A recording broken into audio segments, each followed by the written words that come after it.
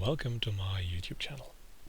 Today's topic is going to be Nofap, or how porn negatively influences many people's lives, and especially younger people's lives, that might not be aware of the, let's say, dangers in consuming pornographic material.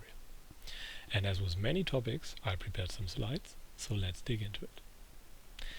And as always, I like to start with a small meme, and this one is rather self-explanatory. Many people really start at a young age, like 10, with googling harmless words like boob or ass or something like that, and many years later they find themselves crippling addicted to pornographic material. It's always the same story nowadays, since porn is so widely accepted in society. So this story is rather usual and not the exception. But first, let's define what porn really is. And as I define it, porn is any material that stimulates the human sex drive via any sensory organ. This includes all the senses. They all use the same neural pathways, and they are all connected to the same reward circuitry in the human brain, or the human mind for all that matters. And before you ask, the following things are considered porn, according to me, and according to many other people that take this topic rather serious. Erotic audio, erotic literature, videos, hentai, comics, pictures, sex robot, and even fantasies, and pretty much everything you have to ask others if it's porn is porn, and you should not consume it.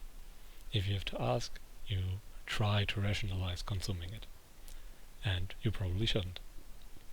And there's really nothing in our evolutionary history that justifies the extreme fetishes and kinks and kinds of porn that exist today. They are purely conditioned via overconsumption of pornographic material and always wanting new stuff to get the same amount of gratification. But how does it work? What's the functioning of internet pornography? First, porn adheres to the human sex drive, and the human sex drive is pretty much one of the strongest human drives, second only to survival, and you are naturally drawn towards it. You are rewarded by your brain for consuming internet pornography. And porn does that by supplying lots of instant gratification, and it often is used as a cope when having a bad day or a bad mood in general. So people are very susceptible to consuming it as a mechanism to deal with stress. And porn in general leaves you with no long-term benefits, as it's pure instant gratification. All it leaves you with is wanting more and the inability to use the same material again.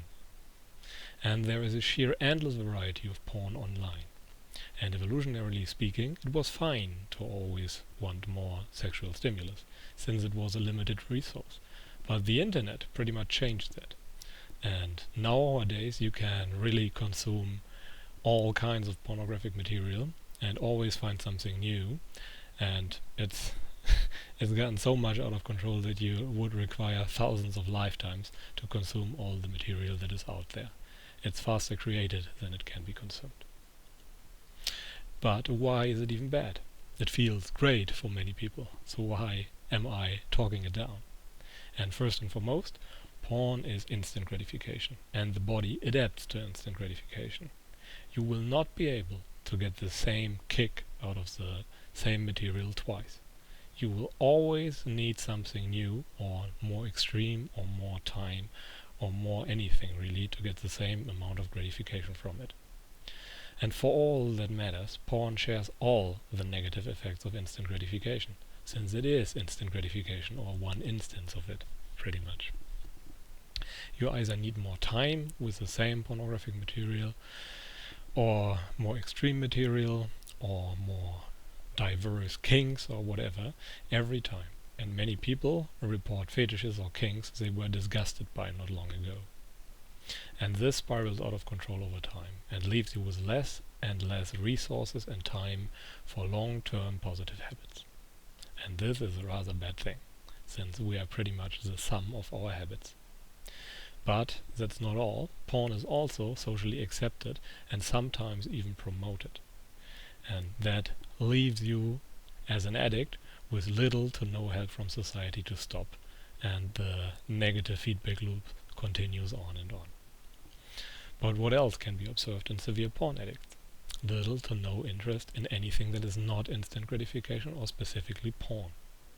Many people do not consume porn all day, maybe a few hours and a few sessions a day, and the rest is filled with watching Netflix or playing video game or other kinds of instant gratification. Sometimes also drugs. It's really, well, all the same category of things, all instant gratification. And another thing that can be observed is a depression, and next to no drive or motivation to do anything but instant gratification. And in severe cases of porn addiction, you are left with porn-induced erectile dysfunction and the inability to really get aroused from, well, real people or real mates, no matter your gender. And it really ruins relationships, and it is not a sustainable source of gratification. You could try to look for old people that tried to find, well, comfort or happiness in porn, and I pretty much guarantee you that there are none. Really, none. And porn is just as bad, if not worse, than any substance abuse, in my opinion. Okay, now I really elaborated on the negative effects of porn, but there are also myths out there.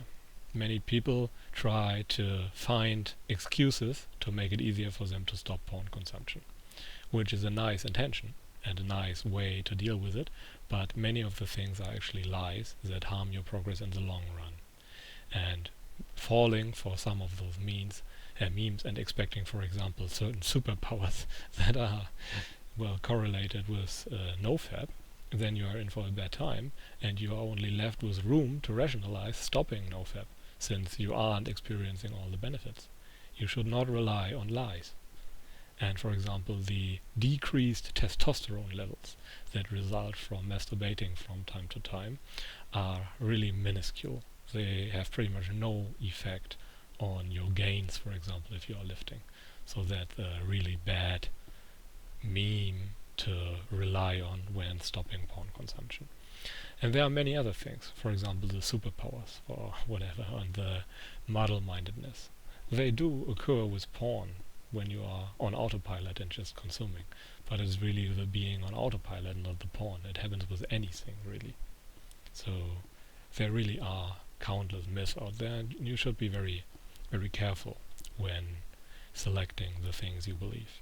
I would always rely on the truth, since that's not as unstable as many of the lies people tell you. And porn is really bad enough without false claims. Spreading those only hurt you in the long run, since it gives you room to excuses to stop with the good habit of no porn and no fap. Okay, but what are the takeaway points? First, porn use spirals out of control in many cases. You should not let that happen. Porn does not bring happiness, quite the contrary. You will seldomly find people as unhappy as porn addicts. Porn also harms your motivation and your drive. And there are countless online communities that help you get off porn if you really want to, once you realize how harmful it really is. And if you PMO, that stands for porn masturbation orgasm, multiple times a day or spend hours to search for the perfect material, you might want to reflect if that really makes you happy and how porn contributes to your own situation. Once you stop, there is room for improvement, for immense improvement, since it opens up a lot of time each day that you could use for long-term positive habits. Okay, that's pretty much it for today. I hope you learned something that you did not know. And if I have failed to explain something in enough detail, feel free to let me know in the comment section. And until then, I wish you a pleasant day and goodbye.